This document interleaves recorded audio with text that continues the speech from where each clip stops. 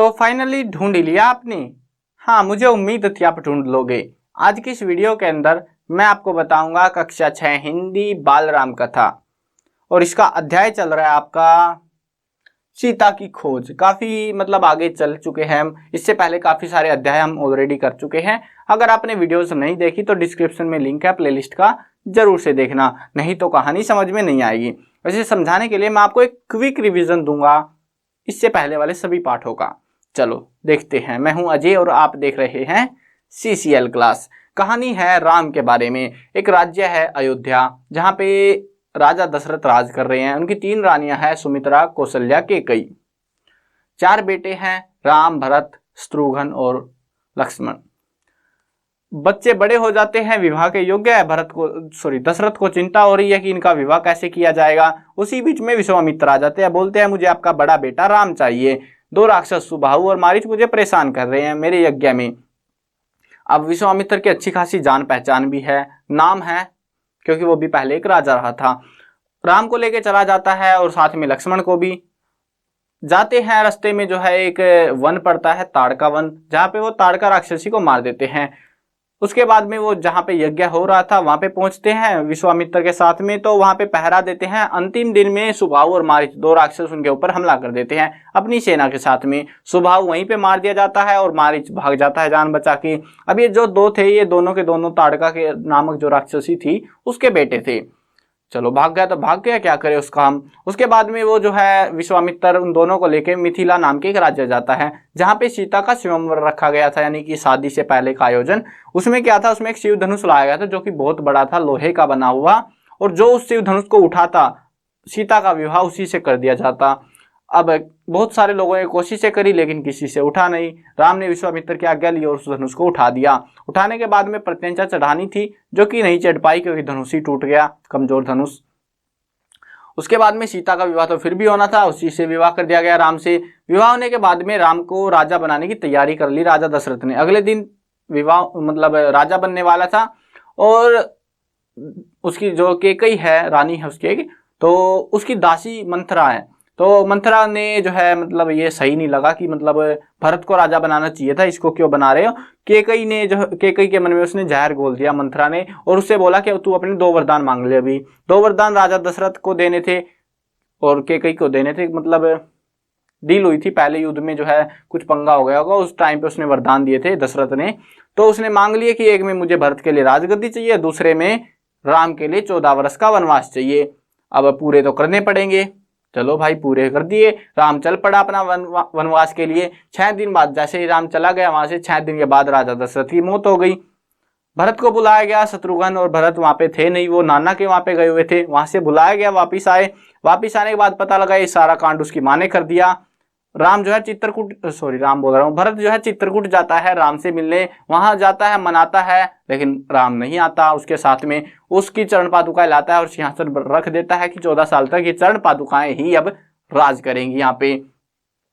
चलो भाई ठीक है ये भी। उसके बाद में जो है वो वहां से राम को लगा कि ऐसे तो लोग आते रहेंगे मेरे से मिलने, उस जगह को छोड़ के चला जाता है। वो चला जाता है पंचवटी, एक दूर इलाका पड़ता है, काफी अच्छा इलाका था, गोदावरी नदी पार करके। अब जो है इतनी दूर जाने के बाद में, और उद्देश्य उसका ये था कि वहां पे जो राक्षस होंगे थोड़े बहुत वो मार दिए जाएंगे। वहां पे एक राक्षसी रह रही थी,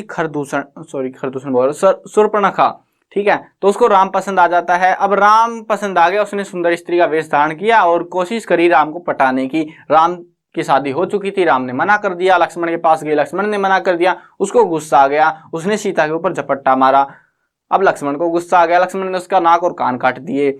उस बात को लेके जो है उसने अपने जो है मुंह बोले भाइयों से शिकायत कर दी। तो वो अपनी 2 भाई थे खरदूषण, तो वो अपनी सेना लेके पहुंच जाते हैं और राम के हाथों मारे जाते हैं। सेना भी मारी जाती है, एक आध बच गया, भाग गया। अकंपन नाम का एक सैनिक बचा, राक्षस बचा बोल सकते हो। वो लंकाधिराज रावण, जो कि शूर्पणखा का भाई है असली वाला, तो उसके पास जाता है और बताता है ऐसा ऐसा कुछ हो गया है। रावण को गुस्सा आ जाता है, हमला करने आ रहा था वो, तो सीता को उठाने के लिए, लॉजिकली देखो आप, तो सीता के चक्कर में बना सारा काम। तो सीता को उठाने आ रहा था, मारीच ने मना कर दिया कि अगर तुमने ऐसा कर दिया तो सत्यानाश हो जाएगा तेरा, पूरे सबको उड़ा देगा राम। डर गया रावण, वापिस भाग गया। वापिस भागने बाद खुद शूर्पणखा पहुंच गई कि तूने तो बेइज्जती कर दी, आया नहीं, ये नहीं वो नहीं। तो उसके बाद रावण को आना पड़ा। अब मारीच फिर मिल गया उसको रास्ते में और बोलता है मत जाओ मत जाओ। अब रावण ने धमकी दे दी उसको कि अगर तू मेरे साथ नहीं चलेगा तो मैं तुझे मार दूंगा, और उसको पता कि अगर तू गया तो तुझे राम मार देगा। तो चल पड़ा वो, सोने का हिरण का वेश धारण कर लिया उसने। अब सीता बोली मुझे तो ये हिरण चाहिए। राम उसके पीछे लग गया कि मैं तो लाऊंगा हिरण को पकड़ के। नहीं पकड़ में आया, उसने उस पर तीर चला दिया, वो राक्षस के रूप में आ गया। उसको पता लगा तो मारी चाहे। उसने राम की आवाज में चिल्लाया, हे राम, हे लक्ष्मण, हे सीते। सीता को लगा कि ये तो राम को तीर लग गया। सीता लक्ष्मण से बोली जा अपने भाई को बचा के ला। लक्ष्मण को भेज दिया। रावण वहीं पे पेड़ के पीछे छिपा हुआ था और सीता को उठा के लेके चला गया। जटायु ने बचाने की कोशिश की, रथ तोड़ दिया, लेकिन फिर भी बचा नहीं पाया, उसके पंख काट दिए। अब चलते हैं आगे। अब यहां से कहानी की शुरुआत होती है। कहानी है सीता की खोज। देखो कहानी आगे आगे बढ़ती जाएगी, काफी बड़ी होती जाएगी, ठीक है। और ये मत बोलना कि आपने मतलब 2-3 मिनट बर्बाद कर दी, क्योंकि बर्बाद नहीं है ये, आपको रिकैप होता जाएगा पूरी स्टोरी का, ठीक है। सीता की खोज, यहाँ पे हम सीता की खोज करेंगे, हम नहीं करेंगे, राम करेगा। तो राम को पता लग गया था कि ये कहीं ना कहीं चक्कर है सीता के लिए कि सीता को ना उठा के ले जाए। डर लग रहा था राम को। लक्ष्मण को आते देखा तो राम का डर और ज्यादा हो गया, मतलब अब तो जरूर कांड होगा कुछ ना कुछ। और दूर से वो चिल्लाने लग गया, हे सीते, हे सीते, हे सीते। चिल्लाते चिल्लाते वो कुटिया तक पहुंच गया, लेकिन वहां पे सीता थी नहीं। अब उसने पेड़ से, पत्तों से, नदियों से, सबसे पूछा। वैसे पूछने का कोई लॉजिक ही नहीं, क्योंकि वो बोलते नहीं, बताते नहीं। चलो राम जो है उदास हो गया, मतलब टूट सा गया राम। उसके बाद में जो है उसने कोशिश करी इधर उधर ढूंढने की, कुछ बात नहीं बनी। उसने जो है कुछ रथ के टुकड़े देखे, समझ में आया कुछ तो पंगा हुआ है, मतलब रथ यहाँ पे क्या कर रहा है। तो थोड़ा और ढूंढा तो पता लगा जटायु भी वहीं पे पड़ा हुआ है, और जिसके पंख कटे हुए थे वो मरने को ही था। बोला, जटायु ने बताया कि रावण आया था, रावण जो है तुम्हारी पत्नी सीता को जो है उठा के ले गया है और दक्षिण दिशा की तरफ गया है। अब उनको ये तो पता लग गया कि हाँ कौन था, क्या था, कहाँ गया। उन्होंने दक्षिण दिशा में अपना सफर शुरू कर दिया। जटायु को दफना दिया। पहले जो है श्रद्धांजलि जो भी करते हैं वो सारा क्रियाक्रम कर दिया उसका, क्योंकि इतनी मदद करी थी, इतनी सारी अच्छी जानकारी उसने दी थी उसके लिए। उसके बाद में जो है सीता की खोज शुरू हो जाती है। अब आगे बढ़ता जाता है, वहां पे कुछ ऋषियों से मिलता है। जैसे ऋषि से मिलने से पहले वो मिलता है एक राक्षस से। राक्षस सोचता है कि हा मजा आ गया आज तो, मतलब खाना मेरे मुंह में। कबंध नाम का एक राक्षस आ जाता है जिसकी एक आंख थी, दांत बाहर निकले हुए, ऐसे मतलब खतरनाक राक्षस था और बहुत ही बड़ा, मतलब मोटा मांस का लोथड़े जैसा दिखाई पड़ता था। उसने एक हाथ में राम को उठा लिया, एक में लक्ष्मण को उठा लिया, दोनों ने उसके हाथ काट दिए तलवार से। हो गया।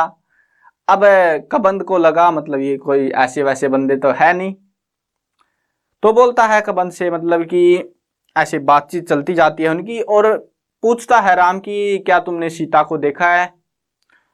अब उसने तो देखा नहीं था, क्या करे।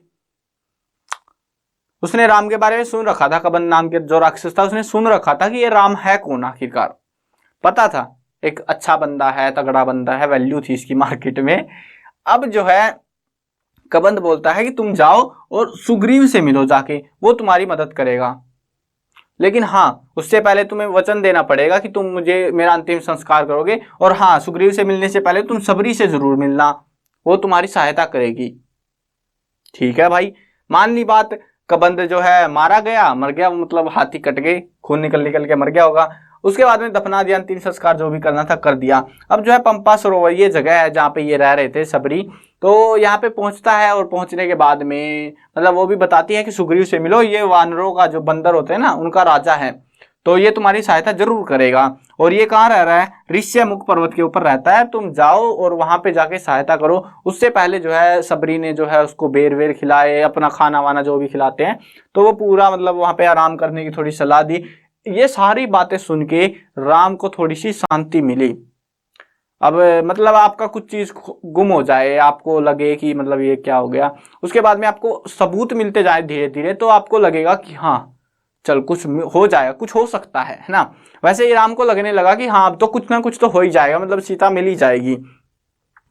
तो इसके बाद में जो है ये सुग्रीव से मिलने जाएगा, और सुग्रीव के पास में देखते हैं हम क्या होगा, वो शायद अगले भाग में है इसका। एक बार मैं चेकआउट कर लेता हूं।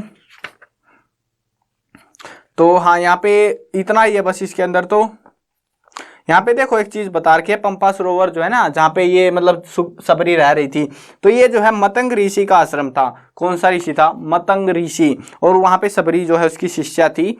तो उनको आगे बस बढ़ना था, आगे जो है जाने से पर पहले जो है सबरी से अवश्य मिल ले, उसने ऐसा कहा था, तो सबरी से मिल लिए वो। ये सारा कुछ हुआ और उसके बाद में उसने सुग्रीव से मिलने की सलाह दी। अब उनको ये लग रहा था कि सुग्रीव ना कुछ मदद करेगा इनकी, मतलब कि कबंध भी बोल रहा है कि सुग्रीव से मिलो और सबरी भी बोल रही है, मतलब है कुछ नाम है इस राजा का, तभी तो ये बोल रहे हैं, इतना अच्छा बंदा लगेगा, कुछ मदद कर सकता है। तो खुश हो गए ये थोड़े से और चल पड़े ऋष्यमुख पर्वत, जहाँ पे सुग्रीव रह रहा था। तो वहां के लिए इनका सफर चालू हो जाता है, जो कि हम अगले भाग में करेंगे। अब चलो वीडियो एंड करते हैं। मैं कवर करने वाला हूँ क्लास 6, 7, 8, 9, 10, 11 और 12th क्लास की सभी सब्जेक्ट की वीडियोस, हिंदी मीडियम और इंग्लिश मीडियम दोनों में होने वाली है। तो सब्सक्राइब करो, साथ में घंटी दबाओ, ताकि कोई अपडेट हो आपके काम का हो तो आपको बिल्कुल टाइम से मिल जाए।